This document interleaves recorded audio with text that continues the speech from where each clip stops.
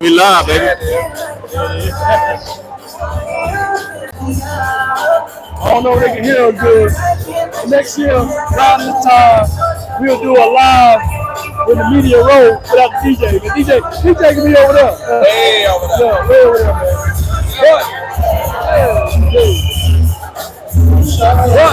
there's the room fill up to the kid on the other line over here. How you feel about this event, bro? Fantastic. Love it. It's, mostly because I'm out here with y'all, to be honest. Yeah. It's like I love players and I like doing, the interviews. I think it's insightful. Yeah. But I think what really moves the nation is when you get us together, like, to be honest. That's dope, man, and I'm proud of this interview you getting ready to do, Law, excited to see Law do what he, should have been doing, man, saying, like, really just, showing a lot of love and, yeah, this special right here, man. This is like a great event so far, and I already know it's gonna keep getting better and better as we go. And see, that's Miles out there. Look, y'all. Miles Smith out here, Sam Williams. He behind you. He behind you. Oh, he behind me. Yeah, he behind you. So, just show you, man. These boys behind us right now playing flag, bro. They playing flag. Like, we chilling. Like, Sam Williams just kind of bomb over here, man. You know what I mean? So hold on real quick. Let me show y'all. So that's Big Mozzie right there. That's Big Mozzie. I was just showing the pop. Of course, Mozzie is the human that look way bigger than everybody else. You know what I'm saying? Like a Super Saiyan. He make everybody else look small. You know what I'm saying? So real quick, West here, West Coast here. Real quick, how's the internet? We need to know if the internet okay. Is everything okay? Can y'all see okay? Yeah, that's Big Mozzie right there. Y'all see it? That's Mozzie right there. But anyway, landlord, let's go and get these boys to business, man. Yes, sir. Let's get these boys to business. So, yeah, man. So anyway, man, everybody been asking like the thoughts on sports card and all that. Like, I want to talk about your thoughts from that interview with Terrence Williams. Yes, sir. Yes, like, sir. what's your thoughts as an ex-receiver just the nugget that was laid out in that big dog? Hey, Terrence really gave us some sauce. We got some good answers out of him, man. I love when he was, talking real nefarious about how stuff works. The underworkings of the NFL. Oh, yeah. He talked a lot about the nefarious. So I'm gonna say the other workers. So, if he pick that up, yeah. I'm just saying when we get that, when we take that into consideration, it kind of confirms some of the suspicions we done had. Yes. You know what I'm saying? We've been saying the same stuff. Yeah. And he said once they get back where we owe them, then we should be good. He was like, y'all gonna see. Yeah. But it was interesting. What started a lot of ways was how they was talking about the comparison between Dak and Jalen. That caused the uproar. Yeah, there's been a lot of people picking it up, and it's been everywhere. But see, that kind of show you how their world is. Can I be honest? Go ahead, do you think? We stepped into their world. In their world, you can talk for an hour, but people looking for just 10 seconds of mess. And that's why they clipped it like that. Yeah, they clipped it on him because in full context, he was not tripping on Jalen Hurts. Nah, he went. He said he was spectacular. Yeah, he said it was his first words. Let's go. His first words was that it's spectacular. You know what I'm saying? That was his first words walking in here. What's that anyway? Yeah, what's going on? We live right now. We live in the building. Everybody live. So yeah, West Speak Coast to the people, man. It's right here. Hey, go ahead. Hey, what's up? Hey, first off and foremost, shout out to everybody that's asking me where I'm at. First off, if an event starts at 10 o'clock, y'all already know West Coast going to be about 12:30. You hear me? What is y'all talking about? These dudes, they must be new to the game, knowing that athletes going to be here at 10 o'clock in the morning. When we was all at a party last night till 4 o'clock in the morning. That math don't add up. That math don't even add up at all. But hey, I'm out here. I can't hear my voice. We walk around a little bit. But hey, we having a good time, man. Tap in. Yes, sir. Okay.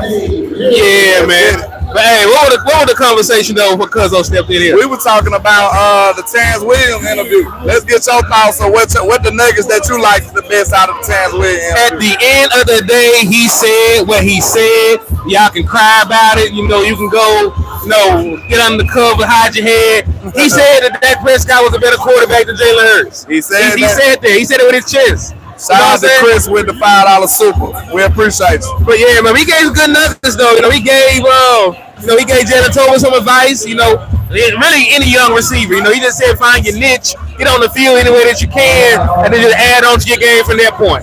Like he talked about his blocking, how he got onto the field, man. So you know, hey, he's a guy that got a second contract in Dallas. So you know, you better listen to him, man. That's not the norm. Yeah. That was a good nugget he gave to Jalen Tolbert. Hell nah. They said the twins. They said the twins. Every dude with dreads and not looking like. That's pretty peculiar. I almost said the R word, but we ain't gonna take it there. Be like that though, man. Let me guess, we all look like Kobe Bryant too. I look like Kobe. It was bald head. They probably said West look like Kobe. But no, I think that was some spectacular advice that he gave to Jalen Tolbert when he was saying basically he got on the field. The first way he got on the field, the Secret Service man to step behind me, man. Yeah, you know, it's big business when Law on the field. But one of the best things I liked when he was like, he got on the field from blocking first. Blocking got him on the field. Then he said that what got him comfortable with the flow of the game. He could tell how fast the play of the game was. And it kind of helped him when it was his time when his number got called. So I feel like that was a good nugget he gave Jalen Tolbert. Get on the field by any means, and then now you can do it when it's your time. You know what I'm saying? Indeed, man, indeed. Because, hey, you never know when your number's called, man. Like, it could go from blocking to catching an 80-yard bomb. Absolutely. You know, that's exactly what with T. Will. You know, he went from blocking to being a big play threat. Yeah. And, you know, it can be the same thing with, like, Jalen Tolbert. You know, he can get on the field. You know, maybe as a motion guy, maybe as a blocking guy. And we already know his skill set, you know, being that tall, running a sub 4.4, you know, and having a guy with a big catch radius. He can be a downfield threat just like Terrence Williams was. Now, you speak about the other wide receiver. That was a good nugget he put. He said he felt like Michael Gallup going to be the one. That's what he said. Michael Gallup was the big play guy. He said Michael Gallup was going to be the one that turned up this year. And, you know, that was very unorthodox. Nobody expected that. We would have thought he would have said Brandon Cooks. Brandon Cooks would have been like the closest kind of similar player to him, I felt like. You know what I'm saying, with the speed. But he said MG would be the big play guy. So that was very interesting to me. Well, Michael Gallup has been a big play guy for us, though, man. Yeah, he is a deep threat. He isn't Tyreek Hill, but he going to get behind the defense. He going to high point the ball. He going to be a guy that you throw the ball to downfield, man. And listen, they played together. He saw his ability up close and personal. Yeah. He saw Michael Gallup have over 100 yards in a playoff game. And you know we got to touch on the interference. Go ahead. What about when he said he felt like they rushed him back? I like everybody, man. Everybody felt that, though. Hold on. Get in there. What y'all boys say? That was very interesting. He said we know they rushed him back. We know for a fact. Listen, I done tore my ACL. I know you ain't gonna be playing that damn quick. Then he said with no boot. With no boot? Nah. See, I'm gonna be honest, man. I'm concerned about Pollard, bro. Like, and some people gonna want to try to say, "Boss, don't be negative" and all this over here. Listen, y'all. Was it February when he broke his ankle? Now, this is good news, though. I'm gonna be honest with y'all on the other side too. I talked to Clarence Hill last night. Clarence is real close to the situation as well. He was like, dog, he had a clean break, and he said the difference between Michael Gallup and Pollard, he said Michael wasn't ready for training camp. He said he feel like Pollard will be. But I still don't feel comfortable. I mean, you can't feel comfortable until you see it. What did he say about Terrence Steele? Terrence Steele ain't finna play at the beginning of the year, man. Man, I didn't even ask about Terrence Steele. I just straight up dropped the ball. I ain't gonna lie to you. He looked good though. He looked good for what I seen though. He looked pretty good. We ain't seen him drop back and stuff like that though. We seen him going forward. That's gonna be the side factor. I feel like we will see though. But hey, it's gonna be a completely different. It's gonna be a completely different offensive line if Terrence Steele ain't playing. You know, yeah, and see, my thing is, I think this also can make that. It ain't gonna break that, but I think it can make that because early in the season, it's a lot of pressure getting put on that. People not talking about that right now, but it's a lot of pressure being put on him because nobody trusts the running back room completely. And nobody trusts our offensive line completely. That's why I said yesterday. I said Dak gonna be out of his comfort zone this year. Yeah. This is the most we've seen Dak being like outside of his regular stuff. Yeah. No Kellen and no Zeke. No Kellen and no Zeke. That's gonna be a big challenge for Dak Prescott. That's gonna be a big challenge. And I think he's gonna be ready to do it though. I think he's gonna be ready to do it. But listen though, man, like Dak Prescott has shown he can adapt. This is gonna be his third offense. He was productive in what's the man's name? First offense coordinator. Linehan. He was productive in Linehan offense. He was productive in Kellen Moore offense. He was productive in Mississippi State. Where had Dak Prescott gone and not been productive in offense? We seen him do it with a bad offensive line. We seen him with a bad offensive line. In 2020, our O-line was terrible. 2021, our O-line was terrible. 2022, our O-line was like 17th or something. We had a bad O-line and a terrible defense, and Dak was still producing. So a lot of people got a lot to say about Dak, bro, but we've seen him withstand a lot of crazy stuff throughout his years. We've seen him stand up and be solid outside of a lot of craziness going around. 2020, we had no O-line for real, and we had no defense, and Dak was still productive. Indeed. He got hurt, but he still was productive. You know what I'm saying? Yeah, I mean, you know, it's the good thing about this is also that going into year 8. He raised that a lot too. And because that got some controversy. The Romo versus that. Yeah.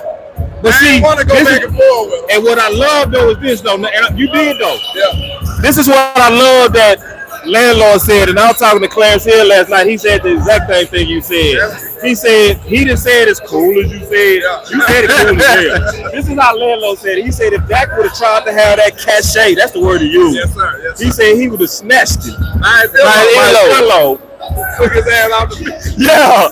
And Clarence said the exact same thing you said. It just kind of show you the confirmations in the minds that really on the bigger picture, if people really digest what he was saying, you got to understand it. You got to understand to Terrence Williams, Romo makes sense. He talking about second year Dak. Yeah. When Yeah, he talking about first year. That was first year. First year and second year. Yeah. He played with 2016, 17, 18. Yeah. He came to Tony Romo. It was Tony Romo 8 year in the league. Now, you can't compare that. You can't compare the pool that Tony had compared to when Dak. This is just now Dak Prescott's 8 year. Dak trying to keep a job. You got to remember, Dak was trying to keep a job. Tony was the man. You know what I'm saying? So he's not gonna have the leeway that Tony would have had. That's all I wanted to say. And I understand from his perspective, he's telling the truth. But we just gotta add that context in there to be sure that, you know what I'm saying, we're not making a crazy narrative out there. That's all. And the funny thing is people is gonna likely run with a narrative anyway. That's what I mean by I experience what it's like to be in a world where you can talk all this perfect context, talking perfect balance, but it's not about what you said. It's about what can I say that you said. What can I make go viral? Right. Yeah, it's all about that because that's what people was doing with that interview. They was taking the clips that could be looked at as messy and running with it. When we was just doing what we normally do, and we just trying to get an understanding of what it's like being in how was people really thinking between the two. And then he also said something else. Terrence said, you got to keep in mind that we also put in off seasons of learning my signals with Romo. Right. So Romo was able to say, line up right here, but run this play that we've been working on all summer. Do this signal right here. Like, do a signal, and then now you know what to do. But I seen the haters already taking that and saying that that's not what Dak doing. That wasn't what Dak was doing in year 2 and 3. Now, what you think going on in the Dak yard? That's what he's working on right now. He's working on stuff like that in the Dak yard. You won't get that from a young player. Now Dak has the leeway. Did you hear what Mike McCarthy said? This is Dak's offense. Now, when you making statements like that, Dak gonna be able to veto and audible on the fly, do what he want to do. He gonna have all the power over it. So I'm excited to see. That's been one of his best attributes anyway. Dak always been dope at the on the line of scrimmage. So I don't know why they even took that away, honestly, and gave it to him more.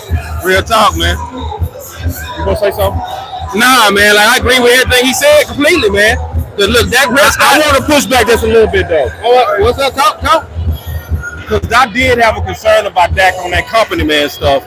And I'm not talking bad about Dak. I'm talking about sometimes there's a time to where you do push back against decisions that's bad. Like somebody needed to push back at Kellen on that game management. You can't be so bought in to where even when they doing dumb stuff, you just go with it, you know? And that's the main point that I felt like he was saying. All right, hold on.